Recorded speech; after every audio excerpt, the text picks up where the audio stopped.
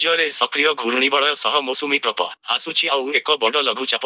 ଓଡ଼ିଶାରେ ପ୍ରବଳ ବର୍ଷା ହେବାର ସମ୍ଭାବନା ରହିଛି। କିଛି ସ୍ଥାନରେ ଅତି ପ୍ରବଳ ବର୍ଷା ହେବା ନେଇ ଆକଳନ କରିଛି ପାଣିପାଗ ବିଭାଗ। ଆସନ୍ତା 24 ଘଣ୍ଟାରେ ସୃଷ୍ଟି ହେବ ଆଉ ଏକ ଲଘୁଚାପ।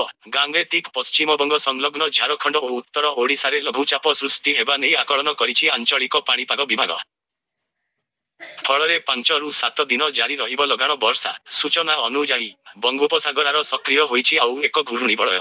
ଏହି ଘୂର୍ଣ୍ଣିବଳୟ ଘନୀଭୂତ ହୋଇ ଗାଙ୍ଗେୟ ପଶ୍ଚିମବଙ୍ଗ, ଉତ୍ତର ଓଡ଼ିଶା ନିକଟରେ ସକ୍ରିୟ ହୋଇଛି। ଏହା ପ୍ରଭାବରେ ଆଗାମୀ 24 ଘଣ୍ଟା ମଧ୍ୟରେ ଲଘୁଚାପ ସୃଷ୍ଟି ସମ୍ଭାବନା ରହିଛି। ଯାହା ଫଳରେ 24 ଘଣ୍ଟାରେ ବିଭିନ୍ନ ସ୍ଥାନରେ ପ୍ରବଳ ବର୍ଷା ହେବାର ସମ୍ଭାବନା ରହିଛି।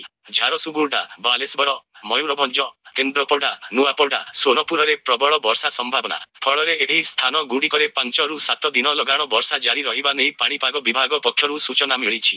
ରାଜ୍ୟରେ ବର୍ତ୍ତମାନ ସୁଦ୍ଧା 604.7 ମିଲିମିଟର ବର୍ଷା ରେକର୍ଡ ହୋଇଥିବା ବେଳେ ଏବେ ବି 6% କମ ବର୍ଷା ରେକର୍ଡ ହୋଇଥିବା ସୂଚନା ରହିଛି। ସେପଟେ ଆଜି ସକାଳ 8ଟା 30 ଯାଏଁ ସମ୍ଭାବ୍ୟ ପ୍ରବଳ ବର୍ଷାକୁ ଦେଖ 27ଟି ଜିଲ୍ଲା ପାଇଁ ସତର୍କତା ଜାରି କରାଯାଇଥିଲା। ଆଜି ପାଇଁ 9 ଜିଲ୍ଲାକୁ ଅରେଞ୍ଜ ଏବଂ 18 ଜିଲ୍ଲାକୁ ୟେଲୋ ସତର୍କତା ଜାରି କରିଛି ପାଣିପାଗ ବିଭାଗ।